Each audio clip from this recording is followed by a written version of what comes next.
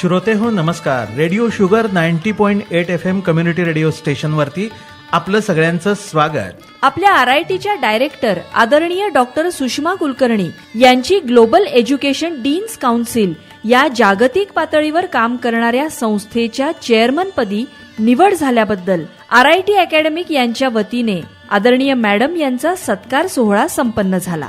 या कार्यक्रमाचा प्रास्ताविक dean academics doctor S.K. Patil यांनी केलं. Good afternoon, one and all. Respected BOG member, Honorable Shamrao Patil Anna, Chairman Rajaram Bapu Cooperative Bank Limited, Pate, Honorable Principal R.D. Sawant sir, Secretary Kasegaon Education Society, today's guest of honor, our beloved Director, Dr. Sushma Kulkarni ma'am, all deans, PGPD convener, registrar, head of departments, head of programs, and all teaching and non-teaching staff. On behalf of academic section of RIT, I am delighted to welcome all of you for this felicitation program. I would like to thank Honorable Shamrao Patil Anna as well as Honorable R.D. Sawant sir for sharing their valuable time in spite of their busy schedule. We are working here as a family, that is RIT family, and today we are here to celebrate the success of one of our family member. She is leading RIT since last 16 years. It is a matter of great honor and privilege for me to announce Dr. Sushma Kulkarni ma'am is elected as chairman of Global Engineering Dean Council, that is GEDC.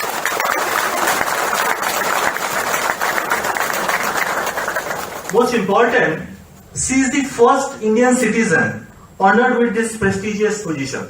So once again, I request all of you to give a great round of applause. Thank you. To brief about GEDC, because regular faculty members, they might be aware about the GEDC. Few non-teaching staffs are here, new faculties are there. They might not aware about GEDC. So just I will brief about GEDC. GEDC, it is an affiliate of the International Federation of Engineering Education Societies, that is IFES. And the mission of GEDC is to serve a global network of engineering deans and to leverage the strength of these engineering deans for advancement of engineering education and research for to serve the global community. GEDC comprises 220 deans from 180 institutions across 40 countries from 6 continents. So you may realize, in real sense, chairing such a versatile international organization itself is an incredible achievement. That is one more feather in the cap of RIT. Since last 16 years, our leader, Dr. Sushma Kulkarni ma'am, has given us many moments of glory. We all know about the landmark changes brought by her in last 16 years by holding the position principal as well as the director. She is the person who brought the waves of development, brought the waves of technological advancement and all new age requirement of engineering education or engineering industry, education industry in RIT. Ma'am, you might be aware that Dr. Manu Vora sir, during one of the FTP, he has told us about the 5-level leadership. And we at RIT, we believe that because a great American researcher named Jim Collins, he discovered this 5-level leadership and also he distinguished good to great leader. And we all are the witness of your 16-year journey, and we believe you have developed yourself right from good to great leader. Just to give the example, level 1 is highly capable individuals, because man's capability, as I told earlier also, old senior faculty members, they might have aware, but for the new faculty members, total 35 years of teaching experience, published more than 140 research papers in reputed national, international journals as well as conferences, delivered 128 expert talks at national, international levels, then filed 2 patents, and most important, till date she has received 16 national and international awards. So really great achievement as an individual at level 1. But apart from that, we know that during interaction with the Honorable Director Ma'am, many times it might be NBA, NAC, appraisal, many occasions are there. She is from Civil Department, yes, we agree that she can ask the question or she can know about the Civil Department new trends and techniques. But we might be from mechanical, electrical, electronics, computer science, even from the MBA. During our interaction, we realized that she has the knowledge of all cutting edge technology of all these departments. So in true sense, her capability as a leader as a level 1. So that is regarding level 1. To brief about level 2, contributing team member, that is level 2, as per that American scientist. So level 2 team member. So under her leadership, Institute has grabbed many milestones like autonomy status, then in autonomy 2 times, autonomy and then extension of autonomy, MBA accreditation of all eligible program. For your information, since 2006, 27 times UG programs, 17 times PG programs, 18 times. That means around 45 times we face the NBA accreditation under the leadership of Honorable Director Ma'am, and we succeed all 45 times in this NBA accreditation.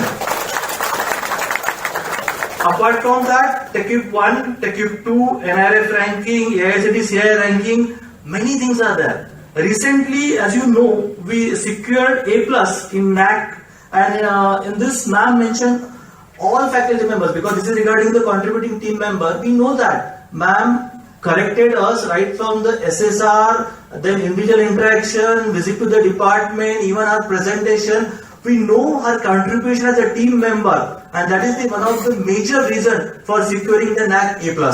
So that is regarding the level 2, contributing the team member. Third one is a competent manager. To talk about the jurisdiction of Director Ma'am, she has been handling various distinctive UG, that is 9 UG program, 10 PG program, then 5 PhD centers, as well as BBA, then diploma programs. And effectively she delegate the authority and effectively to work here, due to which we could able to achieve many milestones. That is regarding the competent manager level 3. Now level 4, effective leader. We all know vision of the RIT to recognize globally. And ma'am always, because as a Dean Academic since last 6 years, I'm always in touch with the ma'am. So always think ahead the time. It might be inclusion of the German, Japanese language, Tier 3 courses, aptitude, or even internship, 3-track system, that is the previously 4-track system, foreign internship, many things are there. So due to her continuous effort, we are in the process of recognizing at the international level also. So she is a really effective leader, that is level 4. And last one now, good to great, that is great leader. So what is expected for the great leader? Yes, of course, all the characteristics of the four level 1, level 2, level 3, level 4. But along with all this, humanity, that is the most important characteristics leader should possess. My personal experience, during my personal tough time, she stood behind me in all my situation. She helped me, guided me, counseled me till today. Till today, she counseled me, and due to her effort, due to her support, I could able to stand here and speak in front of you. So, and I'm sure that each one of you already got same type of experience with ma'am regarding her humanity. So it shows she has developed herself from good to great leader, and ma'am, really be proud of you.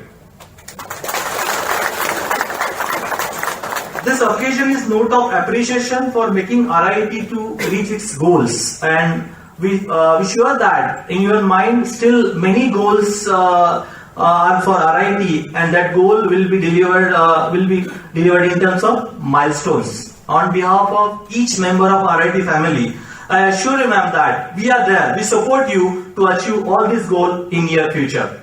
Once again, congratulations to Honorable Director Ma'am for her prestigious position. And I wish all the success for your new role as a chair GEDC. Thank you one and all. Thank you, sir, for the preamble of the program and brief us about the achievement of Honorable Director Ma'am. Moving further, it takes me an immense pleasure to describe the person of honor today, our director, Dr. S. Kulkarni ma'am.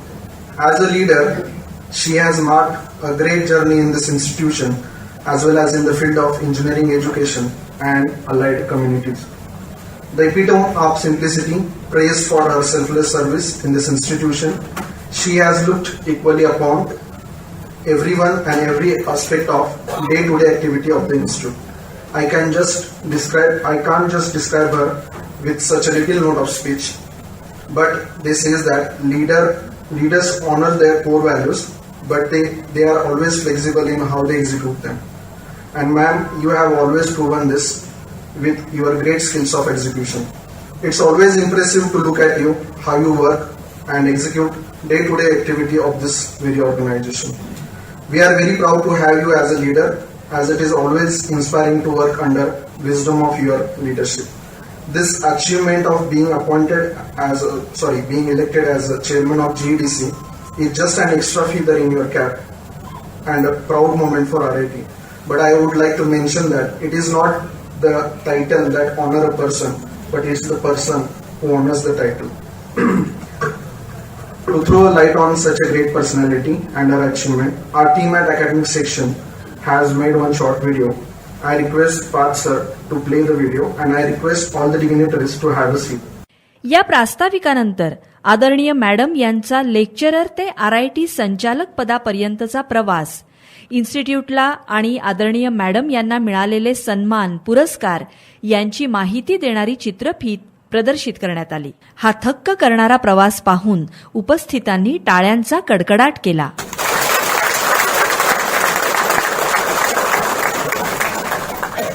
यानंतर governing body member आदरणीय प्राध्यापक शामराव अण्णा पाटील आणि Kasegaon education सोसायटीचे सचिव आदरणीय principal RD Sawant यांच्या हस्ते पुष्पगुच्छ, श्रीफळ आणि शाल देऊन डॉक्टर सुषमा कुलकर्णी यांना सन्मानित करण्यात आले. या प्रसंगी आदरणीय प्राध्यापक शामराव अण्णा पाटील यांनी आपले विचार प्रकट केले.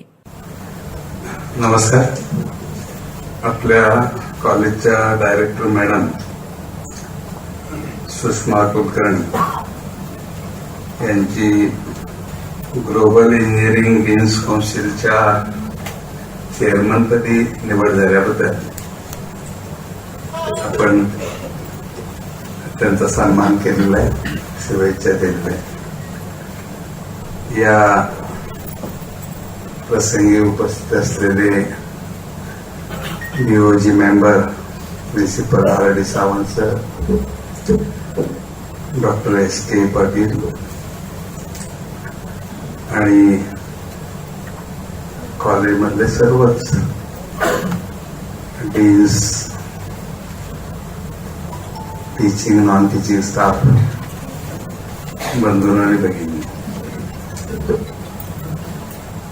आता थोड्या वेळापूर्वी सुषमा कुलकर्णी यांचा जो प्रवास आहे आतापर्यंतचा तो एका छोट्याशा फिल्ममध्ये, व्हिडिओमध्ये दाखवला. आपण सर्वांना कल्पना आहे, याच कॉलेजमध्ये डॉक्टर सुषमा कुलकर्णी या सुरुवातीला लेक्चरर म्हणून जॉईन झाल्या. त्यावेळेला प्राचार्य मकरंद जोगळेकर हे कॉलेजच्या प्राचार्यपदी होते. इथं आल्यानंतरच आपल्याच कॉलेजमध्ये प्राध्यापक असलेले शेखर कुलकर्णी यांच्याशी त्यांचा विवाह झाला आणि त्यावेळेपासून त्या कॉलेजमध्ये सुरुवातीला लेक्चरर, नंतर कॉलेजच्या प्रिन्सिपल पदी त्यांची नेमणूक झाली. त्यानंतर या कॉलेजचे त्या ऑटोनॉमस कॉलेज झाल्यानंतर त्यांची डायरेक्टर म्हणून नेमणूक झाली आणि ह्या गेल्या अनेक वर्षाच्या प्रदीर्घ अशा त्यांच्या या सेवेमध्ये सुरुवातीला जोगळेकर प्रिन्सिपल होते, त्यानंतर doctor BR Badwe sir principal होते, रेग्युलर प्रिन्सिपल आणि त्यानंतर कुलकर्णी मॅडम ह्या प्रिन्सिपल आणि डायरेक्टर झाले. हे कॉलेजच्या गेल्या 83 पासूनच्या इतिहासामध्ये रेग्युलर प्रिन्सिपल 3च झाले. इन्चार्ज प्रिन्सिपल म्हणून सावंत सर असतील किंवा जे SP पाटील काही दिवस होते, गोळकीचे SP पाटील. पण या प्रदीर्घ कालावधीमध्ये कुलकर्णी मॅडमनी कॉलेजच्या डेव्हलपमेंटमध्ये खूप मोठं योगदान दिलं आहे. जोगळेकर सरांचं योगदान, पण जोगळेकर सरांनाही आपण कधी विसरलेलं नाही. पण पाया घालता तो जोगळेकरनी घातला. इमारत बांधली ती बडवे सरांनी बांधली आणि त्याच्यावर कळस चढवला तो डॉक्टर सुषमा कुलकर्णी.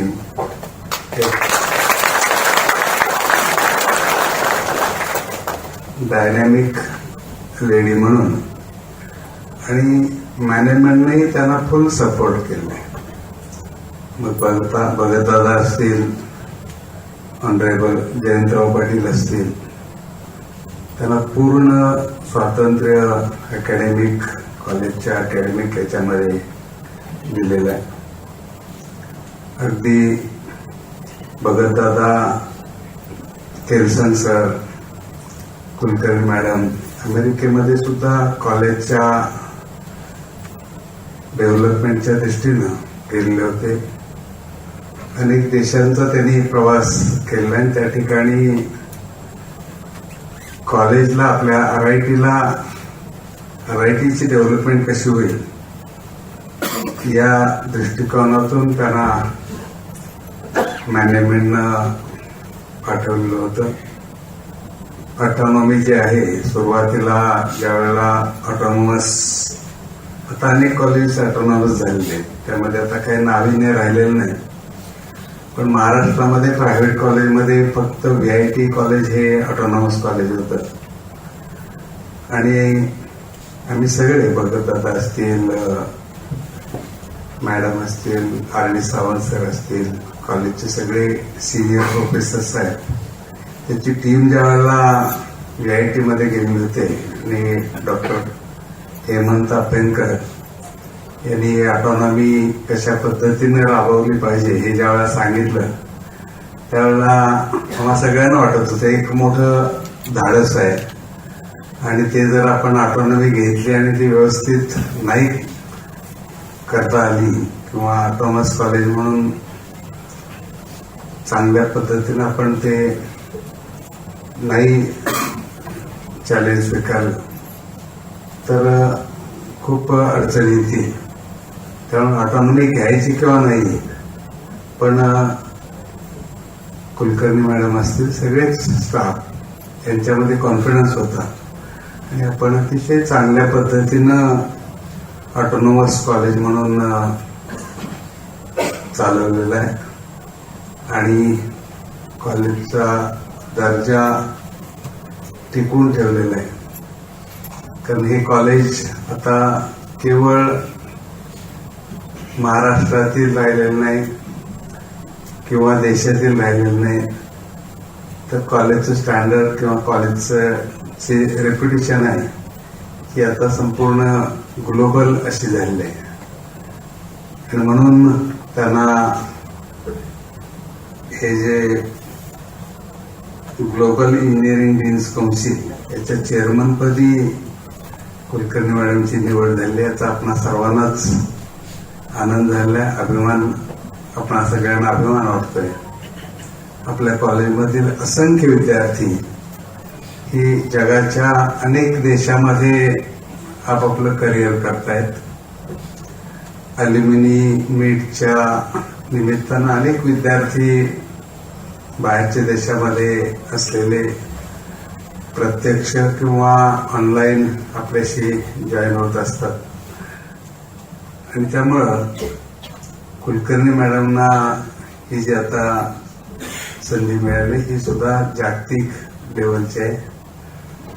मी त्यांचं मनपूर्वक अभिनंदन करतो आणि त्यांना शुभेच्छा देतो आणि थांबतो. जय हिंद.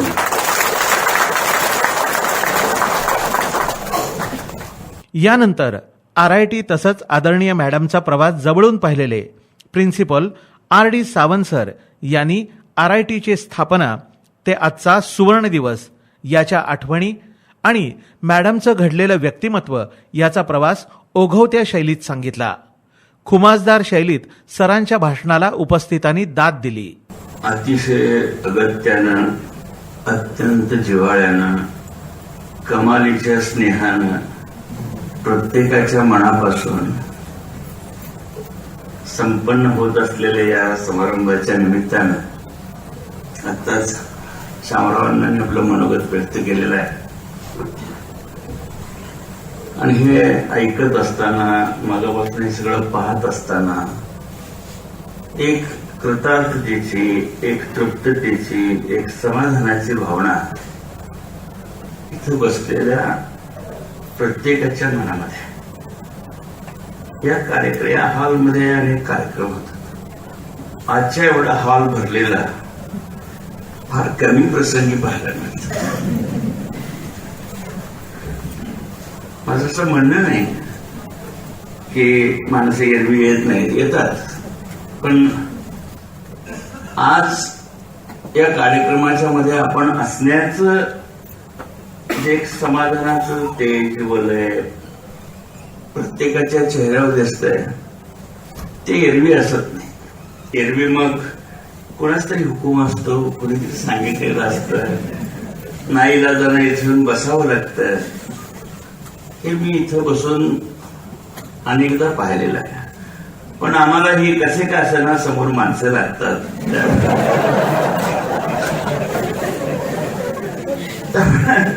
आम्ही असेच तेवढ्या संख्येवर समाधान मानून आमचे कार्यक्रम करतो.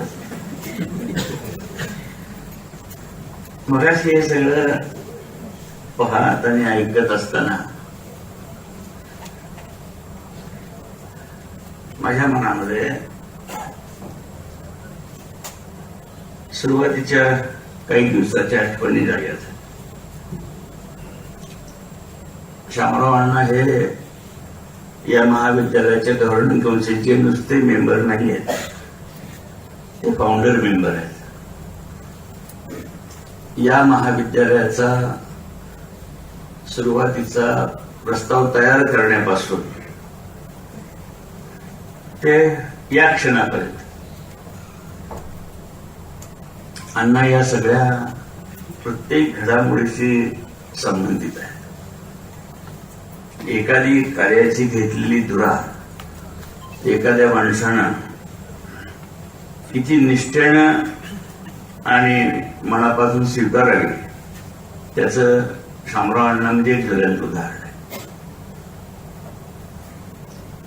मी भाग्यवान आहे, कारण मला शामराव अण्णांच्या बरोबरीनं या सगळ्या प्रवासामध्ये त्यांच्या सोबत राहतात. अगदी 1983 सालापासून हे महाविद्यालय स्थापन होत असताना जो प्रस्ताव करायचा होता सुरुवातीला, त्यावेळी इंजिनिअरिंग कॉलेजचा प्रस्ताव कसा असतो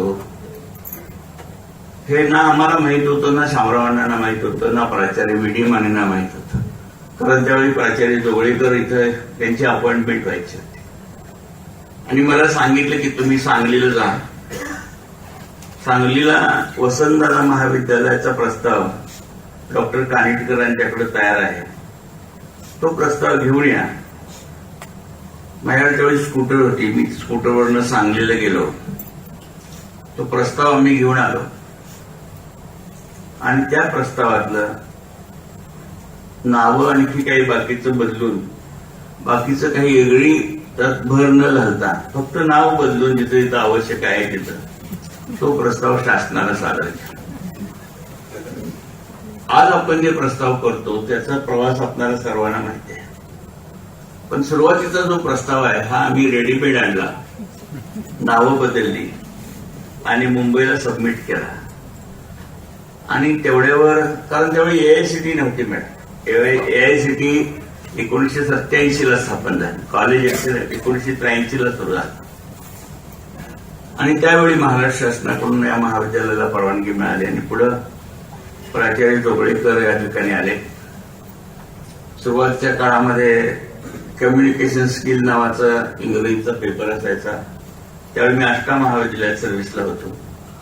दुपारच्या वेळात एसटीनं इथं पेट्रोल पंपासमोर उतरायचं आणि दूध संघाच्या पुढे आता जी प्रेसची इमारत आहे त्या इमारतीमध्ये कम्युनिकेशनचे वर्ग चालायचे. इथून चालत त्या टोकापर्यंत जायचं, तास घ्यायचा, परत चालत इथं परत यायचं आणि बसनं परत आष्टाला जायचं. असा तो काळ होता. पुढे केव्हा तरी सुषमा कुलकर्णी या महाविद्यालयात आल्या, पण मला वाटतं त्यांचं नाव गीता कुलकर्णी असं, if I am not wrong. सुरुवातीला त्या गीता कुलकर्णी होत्या, नंतर आज त्यांना आपण या ठिकाणी पाहतोय. पण सुरुवातीला मी जे त्यांना पाहिलेलं आहे त्यावेळी म्हणजे फरक खूप आहे मॅडम त्यावेळेच्या आणि आजच्या आपल्या व्यक्तिमत्वामध्ये. एक अत्यंत साध्या सरळ आपलं काम भलं आपण भलं या पद्धतीनं काम करणाऱ्या एक प्राध्यापिका म्हणून मी त्यांना सुरुवातीला पाहिजे. हे जे डायनॅमिक लिडरशिप अण्णा ज्यांनी म्हणाले ना मला, हे त्या काळामध्ये कुठं असं प्रकर्षानं जाणवलं नाही, पण हळूहळू ते घडत आज आपण जे त्यांचं रूप पाहतोय त्याचं साक्षीदार पण मॅडम आम्हाला होण्याचं भाग्य मिळालं. म्हणजे एखाद्या कळीचं कसं फूल व्हावं तसं एखादं व्यक्तिमत्व प्राध्यापक म्हणून सुरुवातीच्या काळामध्ये वेगळ्या नावानं यावं आणि आता पूर्ण उमललेल्या स्वरूपामध्ये त्याचं दर्शन घेण्याचा भाग आपल्याला मिळावा, तो योग आमच्या नशिबी आहे. आणि आज हा कृतज्ञतेचा दिवसही पाहतो आपण. टाकीचे घाव सोसल्याशिवाय देव पण येत नाही, अशा अर्थाची एक म्हण मराठीमध्ये आहे. देव पण राहू दे, मोठे पण म्हणू आपण, पण मोठे पण मिळवणं सुद्धा, किंवा तुम्ही जे मगाशी म्हणालात कसले लीडर शेवटची पाहिजे, great leader, good to great leader, हा जो प्रवास आहे हा प्रवास मखमली पायघड्यावरून होत नाही.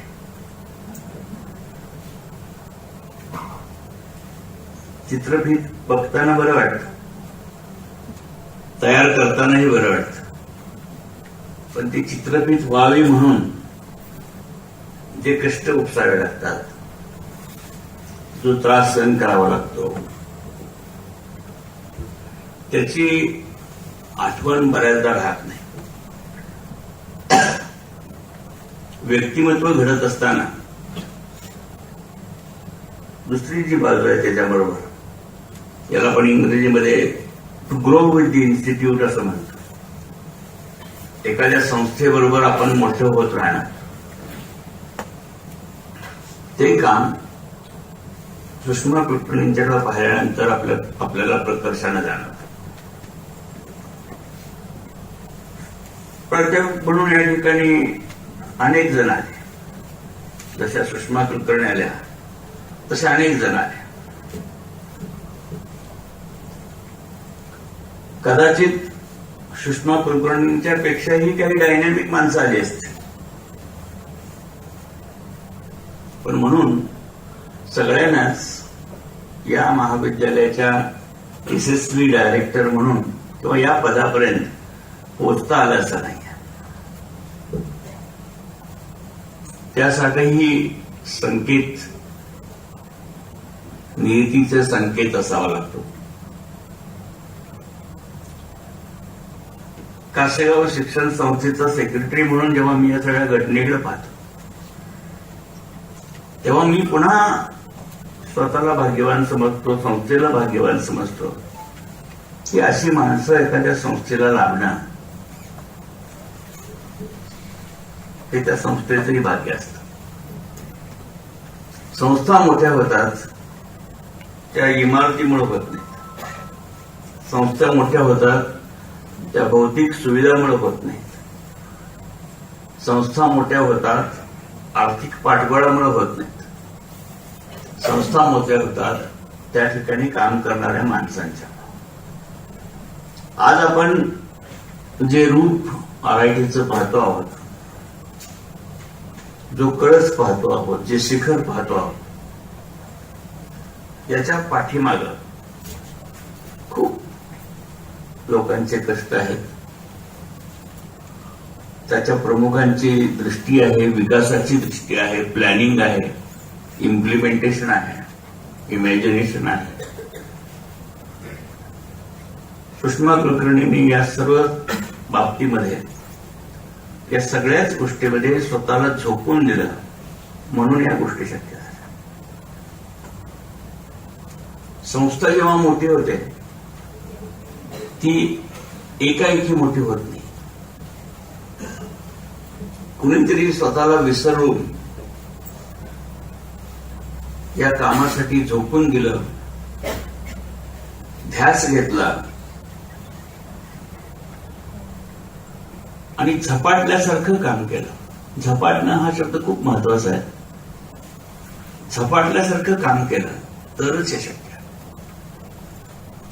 आणि हे झपाटणं कसं असतं, हे झपाटण्याचं उष्ण आणता येत नाही, विकतही मिळत नाही, अनुकरणही करता येत नाही. It should come within. ते आतून यावं लागतं. एखादा माणूस झपाटलाय म्हणून मी त्याच्यासारखं झपाटतो असं नाही होत. ते इनबॉर्न आतून यायला लागतं तरच ते शक्य असतं. बऱ्याचदा माणसं मोठी जी कामं करतात ती या प्रेरणेमुळे करतात, आंतरिक प्रेरणेमुळे करतात, इनर ड्राईव्हमुळे करतात. इनर ड्राईव्ह प्रत्येकाकडे असतो, पण तो प्रज्वलित करायचा का नाही, इंग्रजीत काय म्हणतो आपण त्याला, इग्नाइट करायचा का नाही, हे तुमच्यावर अवलंबून आहे. प्रत्येकामध्ये ही पोटेन्शियल आहे. मी बऱ्याचदा माझ्या वेगवेगळ्या ठिकाणच्या भाषणामध्ये सांगत असतो की आपल्या प्रत्येकाकडे 100% पोटेन्शियल आहे madam. Every one of us is having 100% potential to develop. किती माणसं यशस्वी होतात, तर असं लिहिलंय एका माणसाने, त्याचं नाव माझ्या लक्षात नाही, की जगातला सगळ्यात सक्सेसफुल जर माणूस असेल तर तो 12% पोटेन्शियल आपलं वापरतो. How much?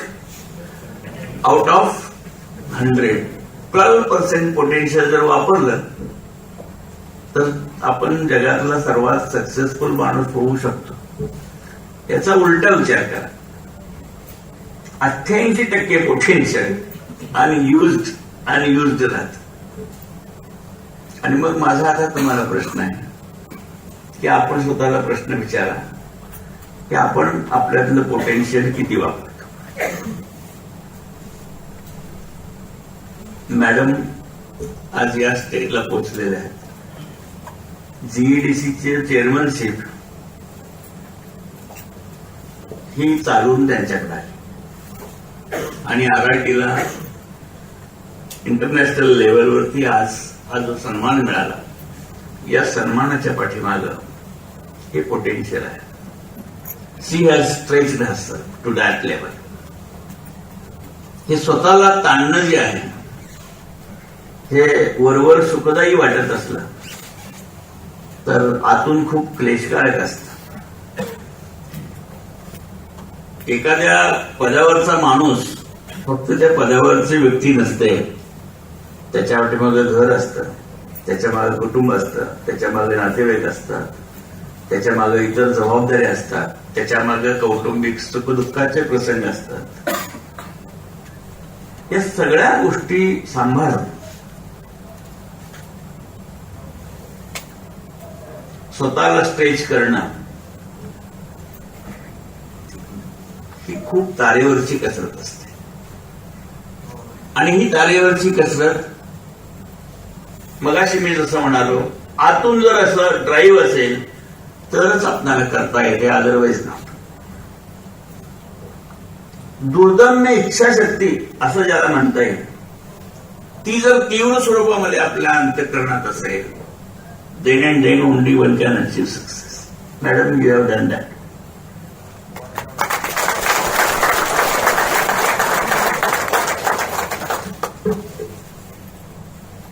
दुसरी एक म्हण आहे मराठी,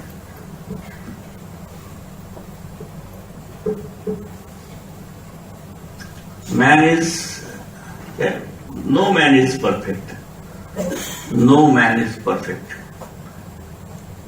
जगी सर्वगुण संपन्न असा कोण आहे?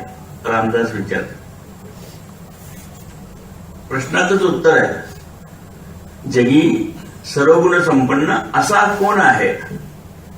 उत्तर इनहेरेंट आन्सर इज दॅट, हे सर्वगुण संपन्न कोणी नाही. पण तरी सुद्धा 36 पैकी मॅक्सिमम गुण जुळणे म्हणजे गाडी सुरळीत लागते. 36 आहे का 63 आहे गॉड नोज, पण गुण 36 जमावे लागतात. मग खरं तर 63 असायला पाहिजे मॅडम, ते कारण 6 आणि 3 एकमेकाकडे बघतात. 36 3 आणि 6 एकमेकाकडे पाठ करून बसतात, तरी पण लोक म्हणतात की 36 गुण जळायला पाहिजे. काही असलं, गुण 36 होत नाही तर 63. काम करणारा कधी या गुणांची बेरीज करत नाही. तुम्ही कधी केलं नाही मॅडम. आणि म्हणून आज हा दिवस आपल्या आयुष्यामध्ये आलेला. आरआयडीचा प्रवास अण्णांनी सांगितलेला आहे, तोही प्रसंग मला आठवतो. त्यावेळी जयंतराव पाटील राज्याचे अर्थमंत्री होते. मी काही कामानिमित्त मुंबईत गेलो होतो आणि साहेबांच्या ऑफिसमध्ये बसल्या बसल्या टाइम्स ऑफ इंडिया मी चालतो. आणि टाइम्स ऑफ इंडिया चालत असताना टाइम्स ऑफ इंडियाच्या 17 नंबरच्या पेजवर ही जाहिरात आलेली होती. या वर्ल्ड बँकेच्या एक्विप प्रोजेक्टची जाहिरात आली होती. आणि मग मी तिथून बडवेसर त्यावेळी इथं होते, बडवेसरना फोन केला आणि म्हटलं टाइम्स ऑफ इंडियाचा त्याच्या 17 नंबरच्या पेजवर अशी अशी जाहिरात आहे आणि त्याप्रमाणे आपला प्रस्ताव आपण सादर करूया. तासाभरानं परत बडवेसरांचा मला फोन आला की सर टाइम्स ऑफ इंडिया आजचा आणला, पण त्याला आपल्यात 15च पान आहेत, 17 पानच नाही. त्यामुळे तुम्ही म्हणताय की जाहिरात वगैरे काही या इथल्या टाइम्स ऑफ इंडियाच्या एडिशनला नाहीये. आणि मग मी ती जाहिरात त्यांना मुंबईतून पाठवली, त्याचा प्रस्ताव आपण सादर केला आणि सुदैवानं महाराष्ट्रातून 2 महाविद्यालयांची ज्याला निवड झाली, एक सीओयूपी आणि दुसरा पुढे ऑटोनॉमिक स्टेटसचा ऑटोनॉमी घेण्याचा विषय आला. कारण तो एक्विपच्या प्रोजेक्टमध्ये अटच होती की तुम्ही ऑटोनॉमस झालं पाहिजे म्हणून. ही 2003-04 ची गोष्ट असेल. 2005 साली विद्यापीठाच्या मॅनेजमेंट काउन्सिलवर राज्यपालांचा प्रतिनिधी म्हणून मला काम करण्याची संधी मिळाली आणि त्या दरम्यान आपल्या महाविद्यालयाचा ऑटोनॉमीचा प्रस्ताव विद्यापीठात आला. पण त्यावेळेचे कुलगुरू माणिकराव साळुंखे यांनी ना वालचंदला ऑटोनॉमी दिली ना आपल्या महाविद्यालयाला ऑटोनॉमी दिली. वालचंदच्या ऑटोनॉमी बद्दल त्यांना कोर्टात जावं लागलं, हायकोर्टात जावं लागलं. त्यांना हायकोर्टामार्फत ऑटोनॉमी मिळवावी लागली. आणि आपल्या बाबतीत तर वालचंदचं काय होतं हे पाहिल्याशिवाय आरआयडीचा विचार करायचा नाही असा काहीतरी निर्णय घेतल्यामुळं त्या काळामध्ये आपल्याला ऑटोनॉमस स्टेटस मिळवता आला नाही. पण नंतर NJ पवार साहेब त्यावेळेला व्हाईस चान्सलर म्हणून इथं आले. त्या काळात काही काळ मी त्या मॅनेजमेंट काउन्सिलचा सदस्य होतो आणि त्यांच्या पाठीशी लागून आपण या ऑटोनॉमस स्टेटस आपल्याला त्या काळामध्ये मिळालं. त्या सगळ्या काळामध्ये त्या काळात मला तुम्ही 4ला का 5ला तुम्ही प्रिन्सिपल म्हणून पहिल्यांदा आला. त्या सगळ्या प्रवासामध्ये मॅडमनी या सगळ्या गोष्टीमध्ये सहभाग घेतला. खूप पाठपुरावा केला.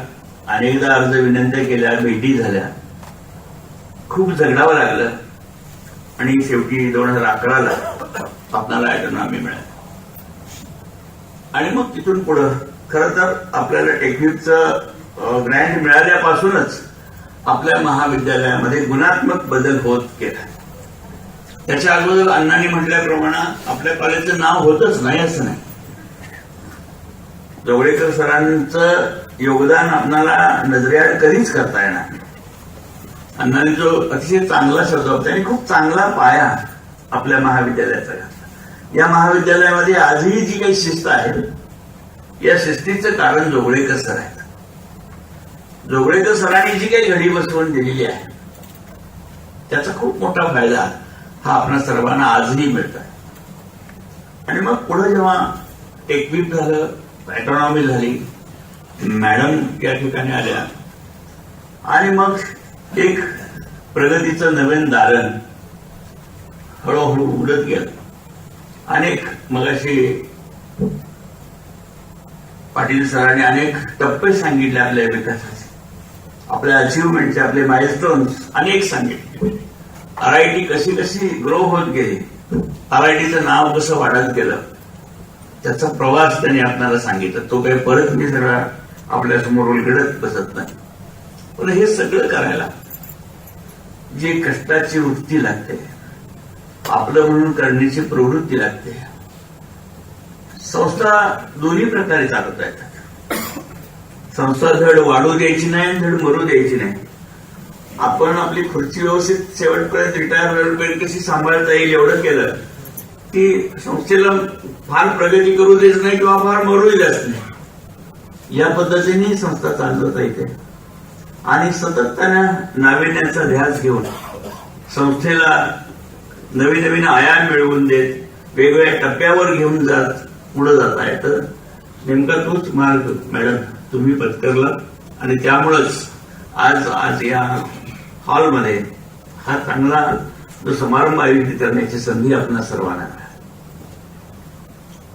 भारतात तर RITचं नाव आहेच. कन्याकुमारीपासून मुली एक मुलगी या ठिकाणी येऊन शिक्षणासाठी राहिलेली आपण पाहिलेली आहे.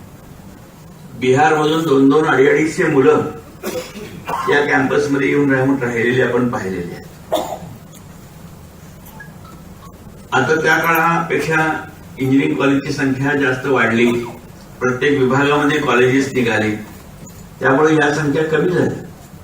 पण म्हणून RITनं त्या काळामध्ये जे नाव मिळवलं त्याचं व्हॅल्यू बिलकुल कमी होत.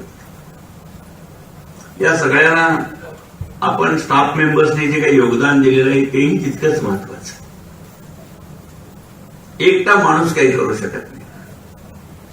ही जॉईंट रिस्पॉन्सिबिलिटी असते.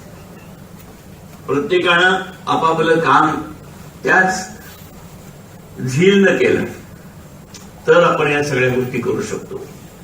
आणि या सगळ्यांना बरोबर घेऊन जाण्याचं कसं नेतृत्वाकडे असावं. नेमकं ते कसं मॅडम तुम्ही दाखवलं आणि म्हणून आपण हे सगळे टप्पे पार करत इथपर्यंत आलोय. अजून काही पुढचे टप्पे आपल्याला याच्या पुढेही जायचे. आपण हे लक्षात ठेवलं पाहिजे सर्वांनी की आपण A+ झालं पण त्याच्या पुढे A++ असू शकतं, आहेच का नाही. So still we have to march आहे. तेव्हा असं नाही आहे की आता सगळं व्यवस्थित झालेलं आहे, आता A+ झालंय, आता फुल स्टॉप, असं कधी असत नाही. A++ आहे त्याच्या पुढे कदाचित ए सुपर प्लस प्लस काहीतरी येईल, काळाच्या ओघात माहीत नाही. पण हे टप्पे पुढे जात राहणार आहेत आणि त्यासाठी आपण आपल्या व्यक्तिमत्वाला सातत्यानं पैलू पाडत राहण्याची गरज आहे. तुम्ही विविध प्रसंगी तुमच्या नेतृत्वाची जी काय कसोटीचे प्रसंग होते त्या प्रसंगी जो काही कणखरपणा तुम्ही दाखवला, तो कणखरपणा असेल तरच संस्था आपण उभ्या करू शकतो. भित्र्या माणसाचं हे काम नाही, घाबरणाऱ्या माणसाचं काम नाही, निर्णय क्षमता नसणाऱ्या माणसाचं हे काम नाहीये. निर्णय घेऊ का नको द्विधामय स्थितीत राहणाऱ्या माणसाचं हे काम नाहीये. जे काय होईल त्याला मी सामोरं जाईन असा दृढ आत्मविश्वास असेल तर मग आपण हे काही करू शकतो. करू का नको, करू का नको, चलबिचल मनात असेल तर आपण नाही करू शकत. ठामपणा लागतो आणि त्यासाठी स्वतःवर विश्वास असावा लागतो. तो विश्वास तुम्ही अनेकदा सिद्ध केलेला आहे आणि हे आपण सर्वांनी अनेकदा पाहिलेलं आहे. नेतृत्वाबद्दल जसा आदर पाहिजे तशी नेतृत्वाबद्दलची भीती मनात पाहिजे. तुम्हाला भेटत मॅडम सर, खोटं बोलतोय मी, पण ही आदरयुक्त भीती असते. आदरयुक्त भीती भीती केवळ भीती असणं पण वाईट, म्हणजे याचा अर्थ something is wrong with us. नुसती भीती असणं नेतृत्वाबद्दल इज रॉंग. आदरयुक्त भीती नेतृत्वाबद्दल वाटणं हे त्या नेतृत्वाचं यश. हे समोरच्या माणसाला भीतीही वाटली पाहिजे आणि त्याचबरोबर आदरही वाटला पाहिजे. हा दोन कॉन्ट्राडिक्टरी गोष्टी आहेत, तरी पण ते लागतंच. आणि ते जिथं शक्य होतं तिथंच लिडरशिप यशस्वी होते. तुमचा आधारही वाटला पाहिजे आणि तुमच्याबद्दल भीतीही वाटली पाहिजे. म्हणजे काय, दुसरा शब्द मला आठवेना,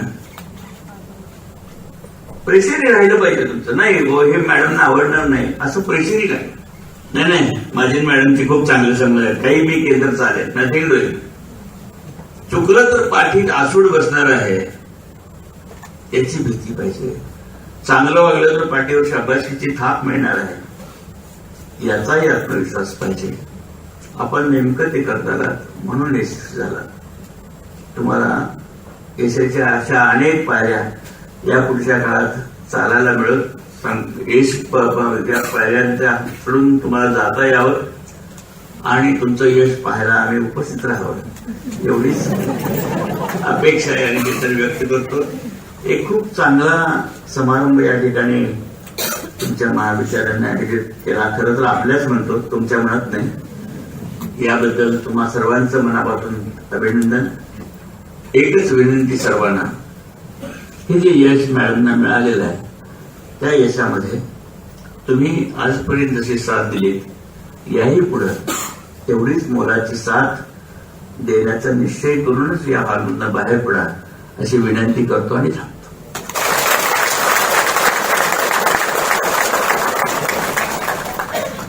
आपल्या सत्काराला उत्तर देताना आदरणीय डॉक्टर सुषमा कुलकर्णी यांनी या यशासाठी काय कठोर मेहनत घेतली याबाबत सांगून आपल्या या यशामध्ये सगळ्यांचाच कसा वाटा आहे हे नम्रपूर्वक नमूद केले आणि हे तसंच यापुढील अनेक यशाची शिखरं सगळ्यांनी मिळून पादाक्रांत करायची आहेत याविषयी विश्वास व्यक्त केला. Honourable Shamrao Anna, honourable R D Sawant sir, dean academics S K Patil sir, all the heads of departments, faculty members and deans. I think it's a wonderful occasion for me to see all of you here today and listen to Anna and Rade sir speak about me. कारण इतकं freely openly आपण कधी share नाही करत, पण I was so delighted to hear the wonderful words. आणि मला दोघांना असं सांगायचं की whatever I am here today, कारण अगदी 2005 मध्ये जेव्हा when I took the charge as principal, तर I was as inexperienced as any one of you here. because I had worked as HOD for hardly 2-3 months and there was no exposure of administration. But only thing which I felt I had was the confidence that I can take up challenges and I can go ahead. And that made me sit on that chair, because sitting on the chair was difficult. We had seen Zogaekar sir, and after Zogaekar sir, Badwe sir, and they were both having lot of experience behind them. And I was quite young. I was just touching 40 years. I was not even 40 years old. So I was just 39 years old when I took the charge of such an institute. And at that stage, Anna and Rade sir were the only ones who had shown me the direction. So sir je म्हणले की एक फूल दिसतंय ते नाचतो. I think the proper watering and the nutrients, everything was provided by them, and that's how I could develop. Of course, whatever I have developed, I have to mention Zogaekar sir, because Zogaekar sir developed me from day 0 till the time he was here in RIT. So whatever changes in my personality were done, it was under his mentorship. Of course, after I took the charge as principal, Bhagat Dada was always there behind me to support me. Honorable Jayentrao Patil Sahib also was behind me to support me, because see, that was a time in 2005 when women leaders were not very common. Women leadership was not very much accepted. So it is a great thing that our RIT management could think that a woman can lead an engineering college. Maybe there were principals, there were vice chancellors, but not in professional colleges, not in engineering colleges. So I really bow to them. म्हणजे अगदी मनापासून मला असं हे वाटते की how could they believe that a young girl can lead an engineering college? And whatever trust, whatever confidence they had shown in me, the patience they had shown in me to develop me, I also had the time of my initial struggles.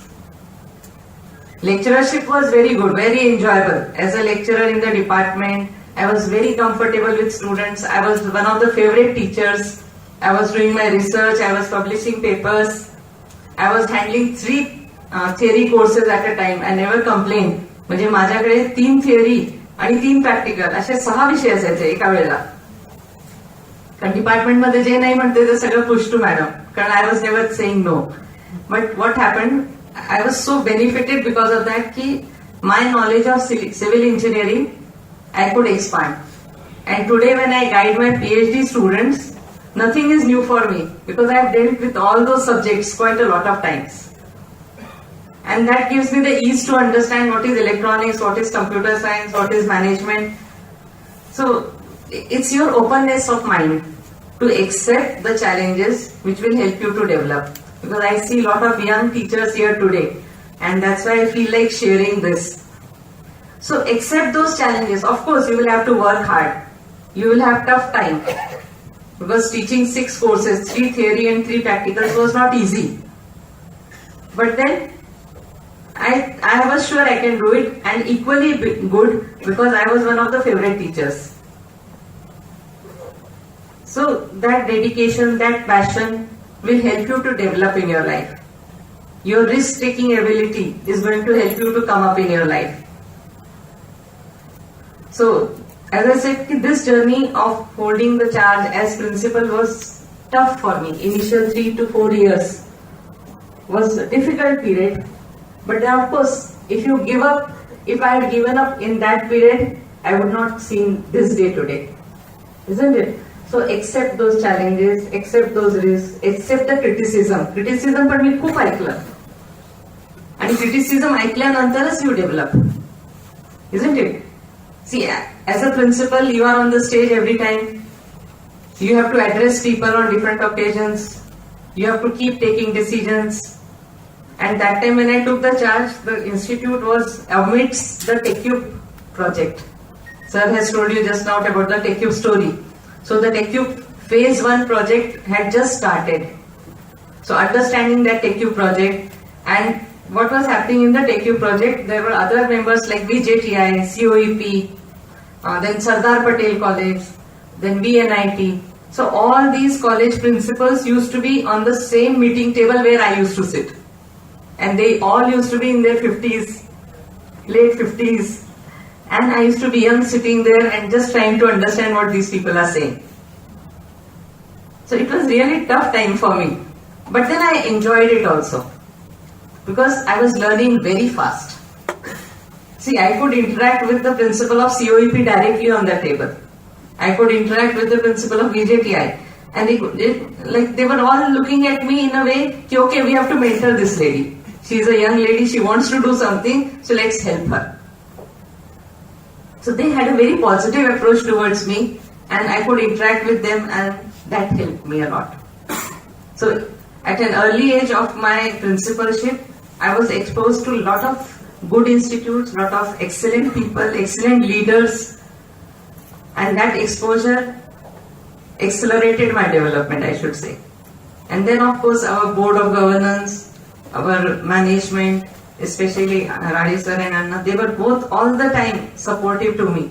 Whether it is connecting with IUC, which is an international body, because initially I came in contact with IUC, Professor Krishna Vedula, all of you know about him. So around from 2007 onwards, I'm in touch with him, and he has a different aura. He has a different global exposure. So all the time I used to keep thinking how we can improve the placement in RIT, how we can improve the academics of RIT so that our students get placement. Those were some 3-4 things. Okay, how will we develop research culture? How will we improve our industry interaction? So some of the professors here are my contemporary. They have been working with me since long time. So they will know that RIT was not having that exposure. The students here were good, but we never got to a platform where we could give exposure to our students at national level or international level. So that thought process started coming into me. So I was attracted towards IUC, their training programs, their exposure to engineering education, that how engineering education should develop, what is outcomes-based education. If you remember, we had Professor Henk. So तुम्हाला आठवत असेल Professor Henk ऑस्ट्रेलियाचे. So he was one of the persons who came and talked about outcomes-based education. And so that's how our journey, RIT's journey and my journey also, they're parallel.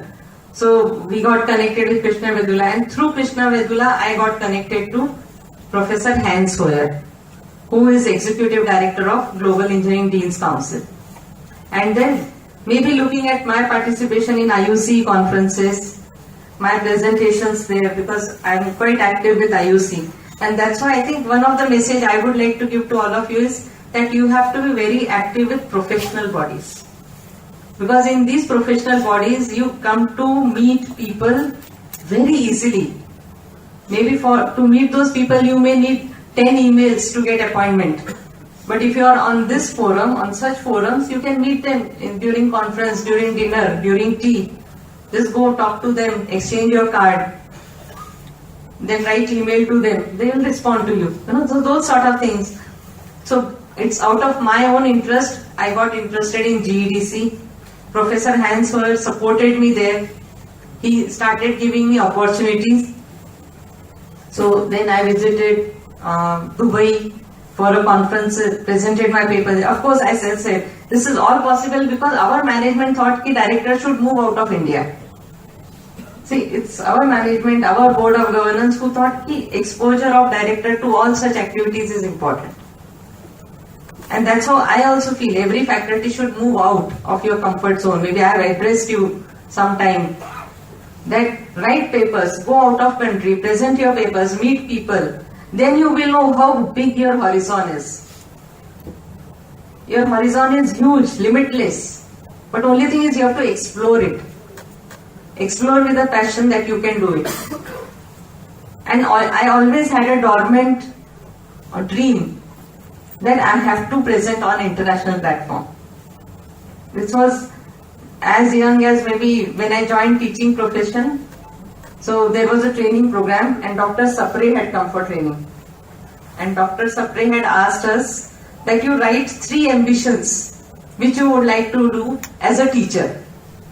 And I still remember in that I had written I would like to present on an international platform. I really don't know, that time I didn't have exposure also, but it was my dream. Yeah, I would like to present on international platform.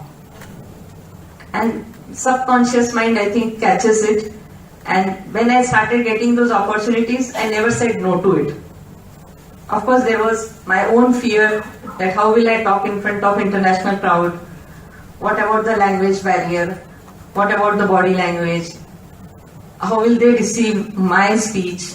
Because our references are different from their references. So there were my own fears which I had to overcome. And the journey began with GEDC in I think 2014. And Professor Hans Hoyer, maybe he was exploring with me, he kept on giving me opportunities. Like I was jury for the Airbus Diversity Award. I had gone to Australia, then I presented paper in Australia also. Then next was opportunity he gave me to speak on Industry Revolution 4. That was a time when no one knew about IR4. It was just some word we were listening in 2017. Now IR4 is a very common word, but in 2017 it was new word. But I accepted the challenge. Okay, I will take part in the panel discussion. I took help of a lot of people, prepared it and presented IR4 in that conference in Canada. Then he gave me a project. Then I think there was this GEDC IPs award, Duncan Fraser Award for Outstanding Global Award for Engineering Education. I applied for it. I was selected for.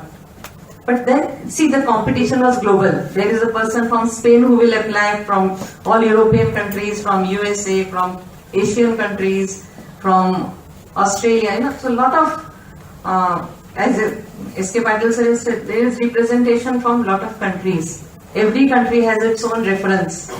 So to stand out in that reference, you have to really exert yourself. And you have to be a true person.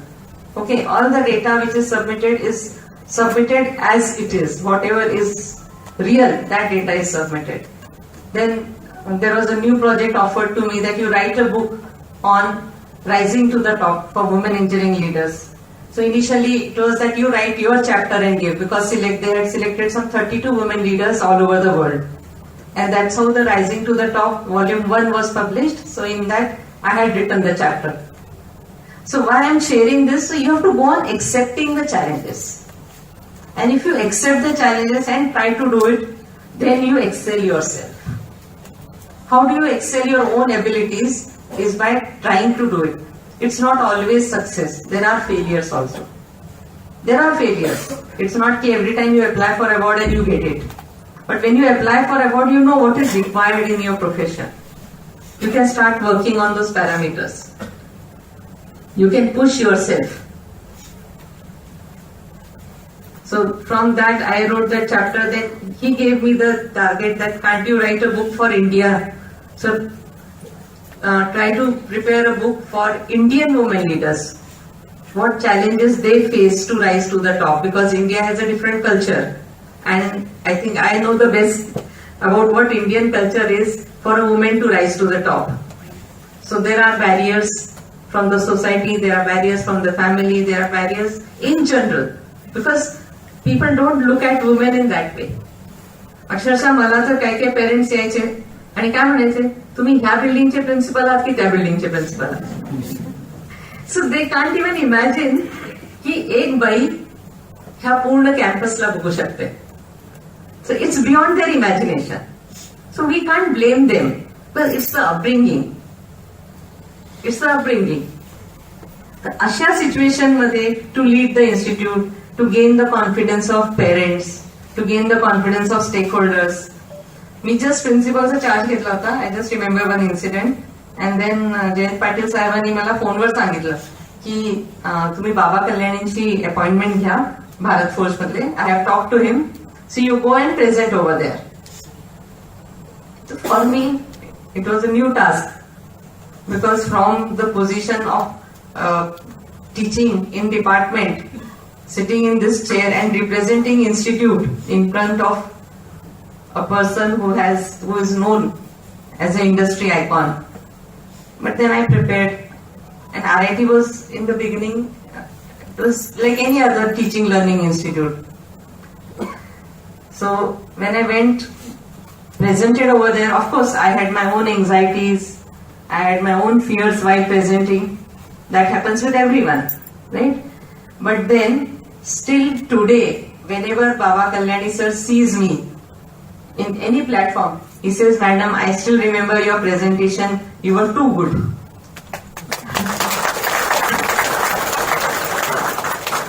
So maybe he looked at me that at this age, this lady is trying to do something, I have to help her. I know I was not excellent, but then his approach was that, okay, this lady is trying to do something, let me help her. And you know how Quantum started? So Quantum started from there. Talent Pipeline Project, Quantum, and whatever Dr. Bhavi got connected with us. So all that started from there. And it is still continuing till today. Because Amit Kalyani sir also respects RIT. He respects the RIT leadership, because recently when he gave us the funds for our Idea Lab, so he said, "Dr. Kulkarni, I respect your leadership, that's why I am giving you this fund." Because I want to meet him to express my gratitude.